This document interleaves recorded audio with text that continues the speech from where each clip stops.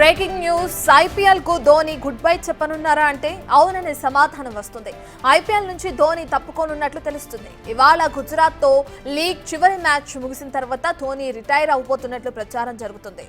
CSK team future ను దృష్టిలో పెట్టుకుని రిటైర్ అవుతున్నట్లు టాక్. సీజన్ లో చెన్నై ప్రదర్శన అనుకున్నంత స్థాయిలో లేకపోవడం కూడా అందుకు కారణమై ఉండొచ్చు.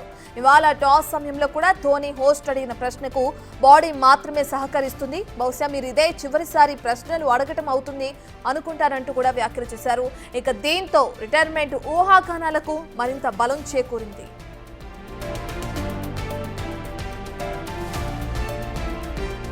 అయితే ఇప్పటి వరకు ఐపీఎల్లో 277 మ్యాచ్లు ఆడిన ధోని 5439 పరుగులు చేశారు. 16 సీజన్లలో చెన్నైకి ప్రాతినిధ్యం వహించి 5 సార్లు ఛాంపియన్ గా నిలబెట్టాడు. ఇక చివరి మ్యాచ్ లో అభిమానుల హృదయాల్లో చిరస్మరణీయంగా నిలిచే విజయాన్ని సాధించాలని కూడా కోరుతున్నారు.